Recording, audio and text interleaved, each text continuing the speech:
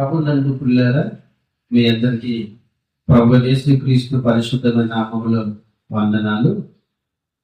అలాగనే మీ ఎదుట నన్ను నిలవబెట్టుకున్నటువంటి ఆ దేవాతి దేవునికి నేను రుణస్తుడను పిల్లారా. ఎందుకనగా ఆ పరిశుద్ధుడైనటువంటి దేవుని యొక్క మాటలలో ఒక మాటను బట్టి మీ ముందుకు నన్ను తీసుకొచ్చినందుకు కనుక పిల్లరా, ఆ మాటలు వింటూ చూస్తున్నాం మీకు. అలాగనే ఆయన పక్షాన్ని ఆయన పనిలో వాడబడుతున్న ఆయన పాత్రగా ఉన్నట్టు నాకు ఆయన ఎదురు నుంచి దైవ ఆశీర్వాదములు కలుగును గాక. ఆమేన్.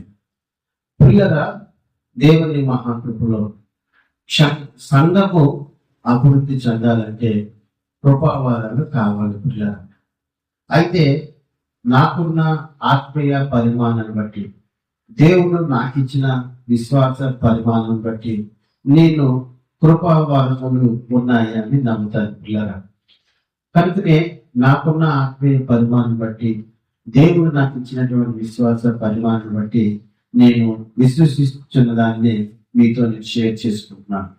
ఈ రోజున సంఘము అభివృద్ధి చెందడానికి దేవుడు పరిశుద్ధాత్మ దేవుని ద్వారా తొమ్మిది కృపావరములను ఇచ్చి సంఘాన్ని అభివృద్ధి చేస్తూ ఉన్నాడు పిల్లరా.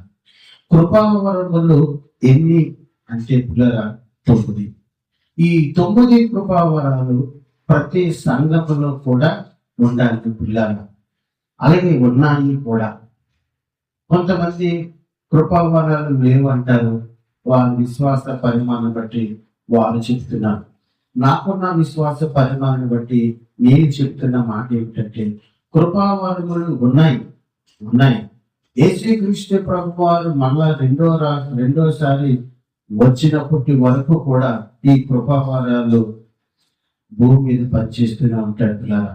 అందుకనే పౌలు భక్తుల్ని దేవుడు వాడుతున్న విధానంలో ఒక మాటను బట్టి నేను దృఢముగా నమ్ముతున్న కృపావరాలు ఉన్నాయని. ఎందుకంటే పౌలు భక్తుని ద్వారా దేవుని రాజ్య సువార్త బహుగా విస్తరించింది. పౌలు భక్తుని ద్వారా దేవుడు గొప్ప కార్యాలు చేశాడు పిల్లలు అని పరిశుద్ధ గ్రంథంలో రాయబడి ఉంది. అందుకనే రోమా పత్రిక 15వ అధ్యాయంలో ఇలాగ రాయబడి ఉన్నది. 18-19 వచనాలు.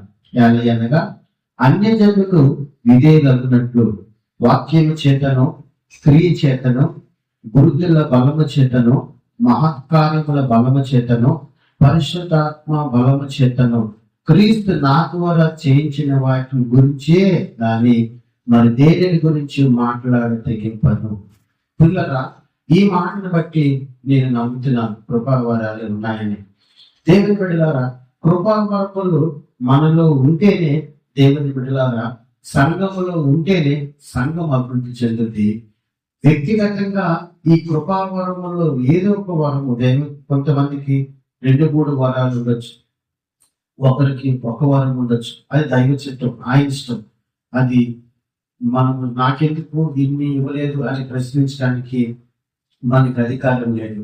ఇచ్చింది ఆయన కనుక ఆయన ఒక ఆలోచన ద్వారా, ఒక నిర్ణయించినటువంటి పరిస్థితిని బట్టి మనం ఈ భూమిలో కలిగి పంపించాడు కనుక మన ద్వారా ఆయన ఏ పని జరిగించుకోవాలనుకుంటాడో ఆ పని నిమిత్తమే మనం వాడుకుంటాడు తప్ప ఇక వేరే పని నిమిత్తం వాడుకోడు. ఈ సత్యాన్ని మనం గమనించాలి. కనుకనే దేవుని మహాకృపలో ఈ వాక్యాన్ని ఆధారంగా చేసుకొని నేను కృపావాదాలని నేను విశ్వసిస్తున్నాను. సంఘము క్షేమాభివృద్ధి చెందాలంటే, సంఘము అభివృద్ధి చెందాలంటే కృపావరాలు సంఘంలో ఉండవలసిందే. అందుకనే కృపావరాలు ఎన్ని అని మనం అనుకున్నట్లయితే పిల్లరా, తీసుకోవాలనుకున్నప్పుడు కృపావరాలు 9 కృపావరాలు పిల్లరా. ఈ 9 కృపావరాల గురించి చక్కగా కొరింథీయులకు రాసినటువంటి మొదటి పత్రిక 12వ అధ్యాయము 4వ వచనం నుండి చక్కగా మరి 11వ వచనం వరకు రాయబడి ఉన్నది. కనుక ఈ మాటలు మనం శ్రద్ధగా మరి వినాలి పిల్లలు. కృపావరములు 9. ఈ 9 కృపావరములను దైవ కృప చేత మనం పొందుకొని దైవ చిత్త ప్రకారంగా మనం నడిచినట్లయితే దేవుని బిడ్డ మనము అభివృద్ధి చెందుతాం. దేవుని మనకు ఇచ్చినటువంటి సంఘం అభివృద్ధి చెందుతుంది. దేశవ్యాప్త పరంగా దేవుని రాజ్యము విస్తరిస్తూ ఉంది. దేవుడు ఈ మాటలు దీవించింది గాక. ఆమేన్. మీ అందరికి వందనాలు. Praise the lord.